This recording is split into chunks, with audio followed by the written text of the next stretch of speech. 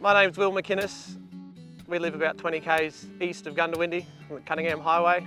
Farm about 3,000 acres of crop, wheat, barley and sorghum, and it's a family operation.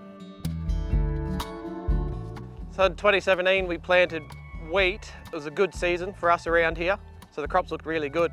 And then we got hit with a really late frost in September, the end of September, right when the heads were emerged, and when we went through with the harvesters, we sort of had 40 to 50% loss in yield. When that happened, I just knew that the frost was the event that had occurred, and our plants had suffered loss from that. And so I went out to look for an answer as to why that was the thing.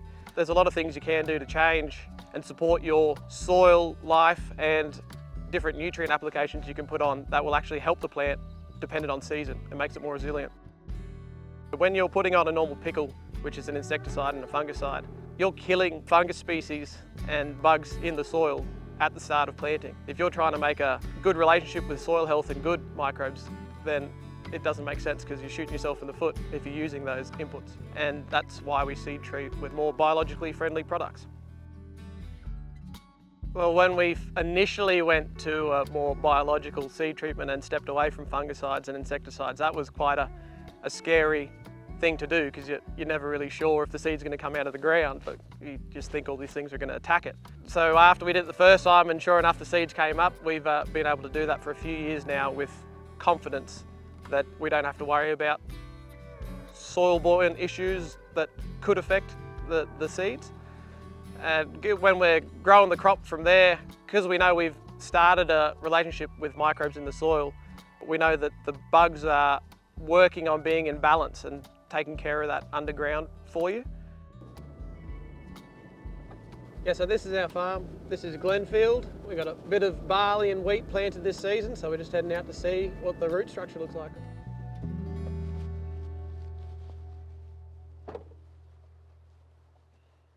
Yeah, so this is barley that's probably 4 to 5 weeks old now, and it was also treated with biologicals, and yeah, we're pretty happy with the root system on it. As you can see, there's a lot of soil adhering to the roots from top to bottom, and good growth both below ground and above ground. All the leaves are nice and clean and a good colour of green.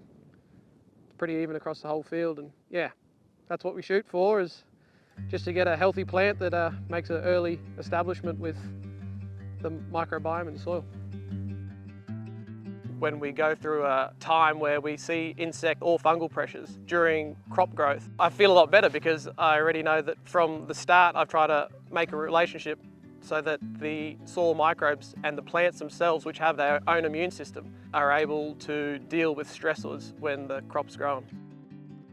When we decided to make the change to biologicals, we made the practice across the whole farming, which would have been 2,500 to 3,000 acres initially.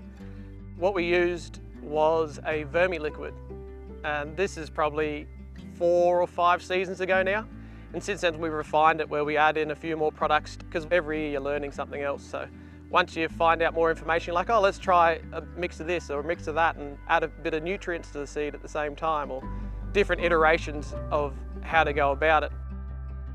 What I've learned over the few years between podcasts and field days and events, and I've brought that stuff together so that I have a good overall big picture of what I'm trying to achieve by using biological seed treatments, and that's what's brought me to using the products I do now. Hopefully it goes first go, eh?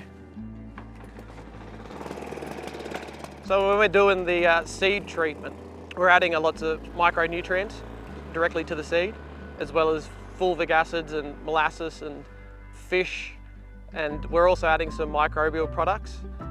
All up, that comes to $6 a hectare for us, and we think that's a really good investment to make sure that the seed has a great start at life. I think with the biological seed treatments, because you're only affecting such a small seed, the amount of nutrition and stuff you're putting on provides much bigger punch than if you're trying to add in crop later on. There's a lot more plant biomass that you're trying to affect, and I think when you're doing that, you can only do small amounts of change with foliars of nutrition, for instance, whereas at the beginning you can do a large amount of change with small amount of input. Another good thing about seed treating is it's probably the best return on investment if you're going to step down this path. It'll give you the biggest bang for buck initially.